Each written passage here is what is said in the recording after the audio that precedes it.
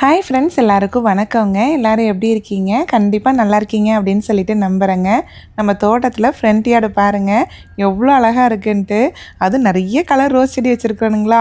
கரெக்டாக அந்த ஸ்ப்ரிங்கில் பூ பூக்க ஆரம்பிச்சது அப்படின்னா ஃபால் வரைக்குங்க அப்படியே செடி ஃபுல்லாக பூ மட்டும்தாங்க இருக்கும். அங்கே பாருங்கள், இலையே தெரியல பாருங்கள் எவ்வளோ பூ இருக்குதுன்ட்டு.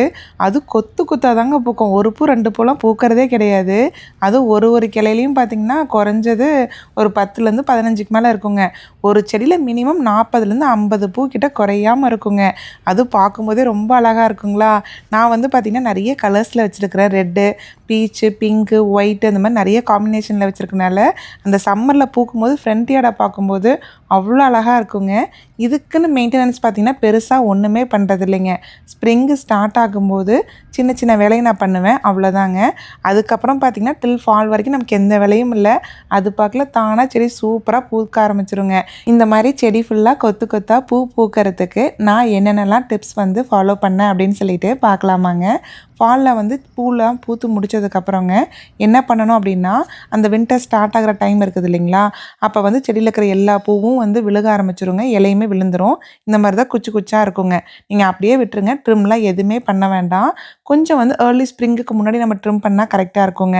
நம்ம முன்னாடியே ட்ரிம் பண்ணிட்டோம் வின்டர் டைம்லேயே அப்படின்னு பார்த்திங்கன்னா அது என்ன ஆகுனாங்க, வெதர் வந்து சம்டைம்ஸ் மைனஸில் போகுது இல்லைங்களா, ஒரு சில டைம் வந்து ரோஸோட ரூட்டை வந்து அஃபெக்ட் பண்ணிடும். அதனால் மோஸ்ட்லி வந்து நாங்கள் ரொம்ப ட்ரிம் பண்ண மாட்டோங்க, அப்படியே தான் விட்டுருவேன்.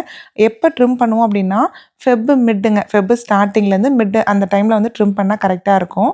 எப்படி ட்ரிம் பண்ணணும் அப்படின்னாங்க, அந்த குச்சி இருக்குது இல்லைங்களா, அந்த பேஸு அதில் வந்து திக்காக இருக்க குச்சை மட்டும் நம்ம விட்டுட்டு சன்னமாக இருக்க குச்சி எல்லாமே ட்ரிம் பண்ணிடலாங்க. அதுவும் கட் பண்ணும்போது நல்லா க்ராஸாக தான் வச்சு கட் பண்ணணும். நேராக கட் பண்ணாமல் க்ராஸாக தான் வச்சு கட் பண்ணணுங்க. ஏன்னா அப்போ தான் வந்து நல்லா தளைஞ்சு வரத்துக்கு நல்லா அந்த வாகுவாக இருக்க மாதிரி இருக்கும். என்ன பண்ணுங்கன்னா, அந்த சன்னமாக இருக்கிற குச்சிலாம் ஏன் கட் பண்ணணுன்னாங்க, மறுபடியும் அது தளைஞ்சு வரும்போது நான் ஆல்ரெடி சொல்லியிருந்தேன் இல்லைங்களா, அந்த ஒரு பிரான்ச்லேயும் கொத்து கொத்தாக பூ இருக்குன்ட்டு. அந்த சன்னமாக இருக்க குச்சி வந்து அதை தாங்குற அளவுக்கு ரொம்ப இருக்காதுங்க. அது அப்படியே சாஞ்சு சாஞ்சு கீழே விழுகிற மாதிரி இருக்கும். நான் அதனால் என்ன பண்ணுறதுன்னா, அந்த பெரிய பெரிய குச்செல்லாம் மட்டும் விட்டுட்டுங்க மீதி இருக்க எல்லா சன்னமான குச்சியுமே கட் பண்ணிடுறது. இங்கே பாருங்களேன் எப்படி கட் பண்ணுறோன்னு. இந்த மாதிரி க்ராஸாக கட் பண்ணோம்னா கரெக்டாக இருக்கும். இந்த குச்சிலாம் பாருங்கள் நல்லா பெருசாக இருக்குது இல்லைங்களா, இந்த அளவுக்கு கட் பண்ணால் போதுங்க. நம்ம கீழே மண்ணிலேருந்து நம்ம எல்போ அளவுக்குங்க அந்த குச்சி வந்து எல்போ அளவுக்கு அந்த ரோஸ் செடி இருக்கணுங்க. அந்த அளவுக்கு நம்ம ட்ரிம் பண்ணி விட்டுட்டாவே செடி வந்து நல்லா தளைஞ்சு சூப்பராக பூக்குங்க. நீங்கள் இல்லை அப்படியே பெருசாகவே விட்டிங்கனாலும் அதே அளவுலேயும் பூக்கும். பட் நம்ம யூஸ்வலாக வந்து ட்ரிம் பண்ண தான் செடி வந்து நல்லா ஸ்ட்ராங்காக தளைஞ்சு வரும்பாங்க. அதுக்காக தான் ட்ரிம் பண்ணுறதுங்க. நாங்கள் வந்து அட்லாண்டாவில் இருக்கோங்க. அட்லாண்டா வெதருக்கு ஃபெப்பில் வந்து ட்ரிம் பண்ணிங்கன்னா கரெக்டாக இருக்கும். ஏன்னா மார்ச் ஏர்லி ஸ்ப்ரிங் இல்லைங்களா, ஸோ நம்ம அப்போ இருந்தே பிளான்ட்டிங்கு மற்ற பூச்செடிலாம் வைக்கிறதுக்கு கரெக்டான டைமுங்க.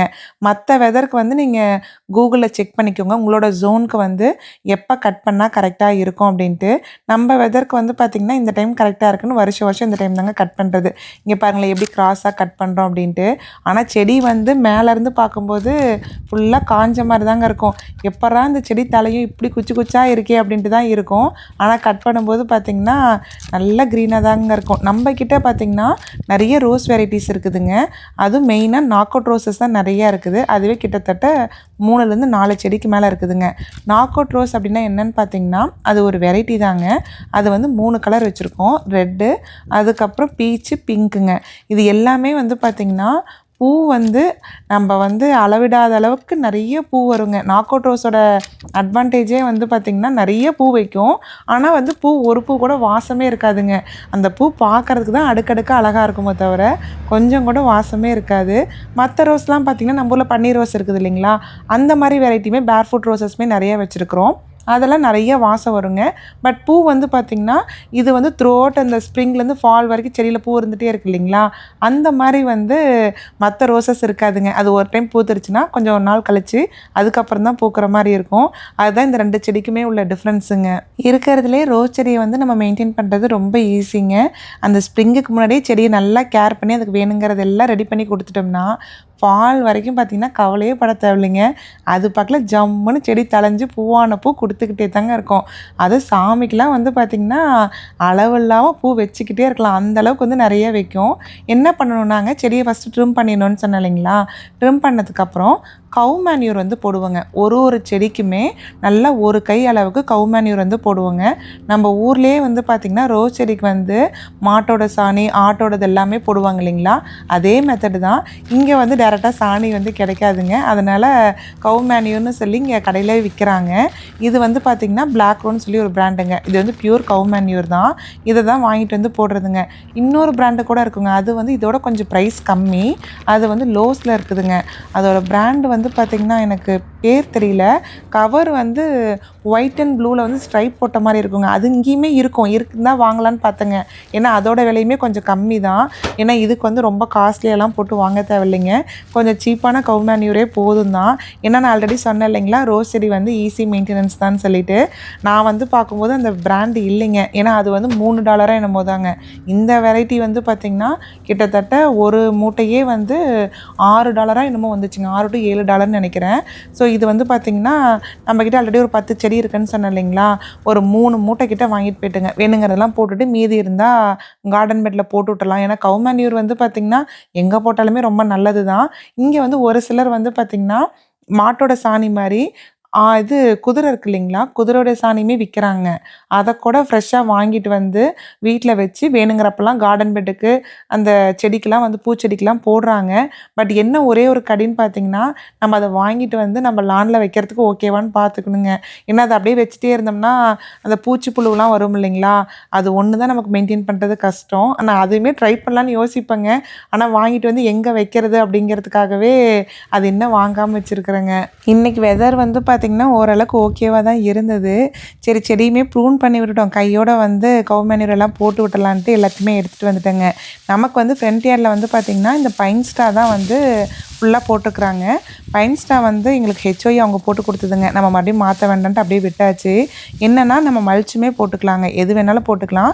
மெயினாக எதுக்கு பைன் ஸ்டார் மல்ச்லாம் போடுறாங்க அப்படின்னா மண் வந்து அரிக்காமல் இருக்கும் இல்லைங்களா, மழையெல்லாம் பெய்யும்போது, அதுக்காக தான். நான் என்ன பண்ணுவேன்னு பார்த்தீங்கன்னா அந்த பைன் ஸ்டார் வந்து ஃபுல்லாக விலக்கி விட்டுட்டுங்க, அந்த ரூட்டுக்கிட்ட பாருங்களேன், கீழே வந்து அந்த ரூட்டுக்கிட்ட அந்த கவு மேன்யூரை வந்து ஃபுல்லாக நல்லா ஒரு கை ஒரு என்ன சொல்கிறது ஒரு 10 கை அளவுக்கு எடுத்து போட்டுறதுங்க. நல்லா குட்டானா போட்டு விட்டுட்டு கொஞ்சம் பிளான்ட் ஃபுட்டுமே போடுவோங்க. அந்த கடையில் காமிச்ச இல்லைங்களா, நிறைய பிளான்ட் ஃபுட்டு வெரைட்டிஸ் இருக்குது. நாம் வந்து இந்த பிளான்ட் ஃபுட்டு தாங்க யூஸ் பண்ணுறது. ஃப்ளவருக்குனே தனியாக இருக்குதுங்க. ஃப்ளவருக்கு வந்து நல்லா ப்ளூம் ஆகிறதுக்குனே தனியாக மிராக்கிள் க்ரோ பிராண்ட்லேயே வச்சுருக்குறாங்க. நமக்கு என்னவோ இந்த பிராண்டே கரெக்டாக இருக்குதுங்களா, அதனால் புதுசாக எதுக்கு ட்ரை பண்ணிக்கிட்டுன்ட்டு இது என்ன பண்ணுறதுன்னா அந்த கவு மேன்யூர் போட்டுட்டுங்க, ஷேக் அண்ட் ஃபீடு தாங்க. நம்ம அப்படியே வந்து லைட்டாக ஷேக் பண்ணாவே போதும். இது வந்து பார்த்திங்கன்னா ப்ரைஸ் வந்து $20 என்னமோங்க. நம்ம ஒரு பாக்ஸ் வாங்கிட்டோம் அப்படின்னா நமக்கு கிட்டத்தட்ட 1 இயர் கிட்ட வந்துருங்க. நாம் வந்து ரோஸ் செடிக்கு எத்தனை டைம் வந்து இந்த பிளான்ட் ஃபுட்டு போடுவோம் அப்படின்னா 2 டைம்ஸ் போட்டால் போதுங்க. அந்த ஹோல் 6 மந்த்ஸுக்கே வந்து பார்த்திங்கன்னா ஃபஸ்ட்டு வந்து செடியை ப்ரூன் பண்ணும்போது ஒரு டைம் போட்டுக்கலாம். அதே மாதிரி அந்த நடுவில் ஒரு 3 மாதம் கழிச்சு இன்னொரு டைம் போட்டால் போதுங்க. அதுவே செடிக்கு வந்து வேணுங்கிற சத்து கண்டிப்பாக கிடச்சிரும். நம்ம அது இல்லாமல் பூச்செடிக்கு மட்டும்தான் பிளான்ட் ஃபுட்டு போடுறோங்களா, அதனால் தாராளமாக 1 இயர்க்கு வருங்க.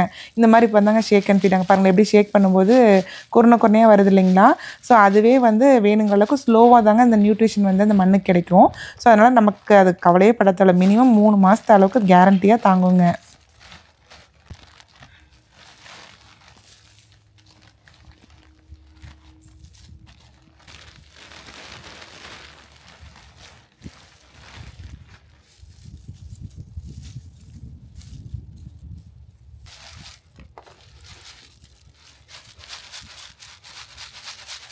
இந்த கவு மேன்யூருமே பார்த்திங்கன்னா அந்த ஸ்ப்ரிங்கு ஸ்டார்ட் ஆகும்போது ஒரு டைம் போட்டுட்டா போதுங்க. நம்ம மறுபடியும்லாம் போட வேண்டாம். பிளான்ட் ஃபுட்டு மட்டும் மறுபடியும் போட்டால் போதுங்க. என்னென்னா அங்கங்கே செடி இருக்குதுங்களா, அந்த உள்ளே பூந்து ஒரு பைன் ஸ்டாவையும் விலக்கி விட்டு இந்த மண்ணை வந்து கவு மேன்யூரை போடுறது தான் பெரிய வேலையாக இருக்குங்க. ஏன்னா பைன் ஸ்டாவே பார்த்திங்கன்னா மினி பெட்டு மாதிரி தான் இருக்கும். பட் இதில் என்ன ஒரே ஒரு அட்வான்டேஜ்னு பார்த்திங்கன்னா பீக் சம்மர்லாம் வந்து செடிக்கு வந்து மினிமம் 2 டைம் தண்ணி விட்ற மாதிரி இருக்குங்க.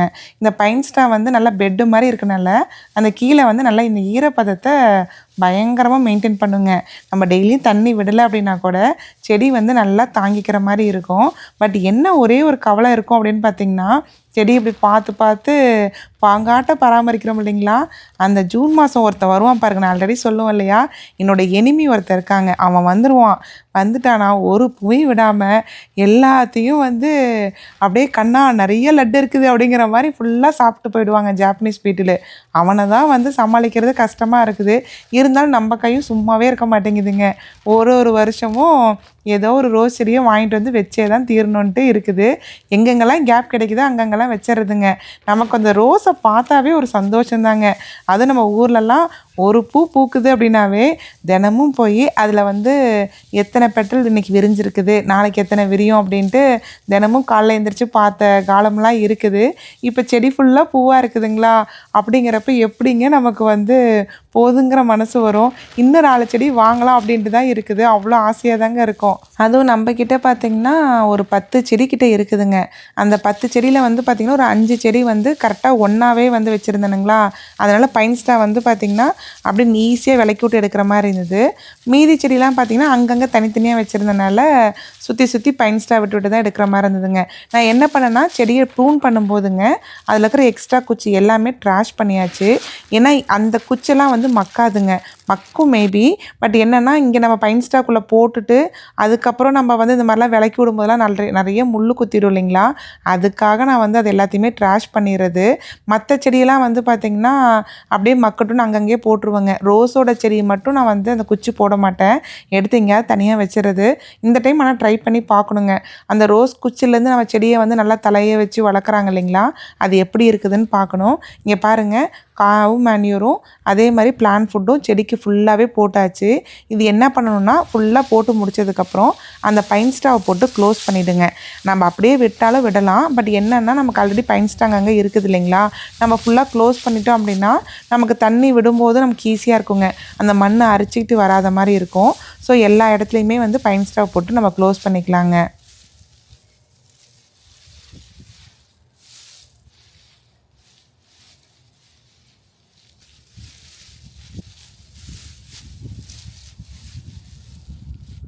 இந்த பைன் ஸ்டார் வந்து பார்த்திங்கன்னா நமக்கு அட்வான்டேஜும் இருக்குது, டிஸ்அட்வான்டேஜும் இருக்குது.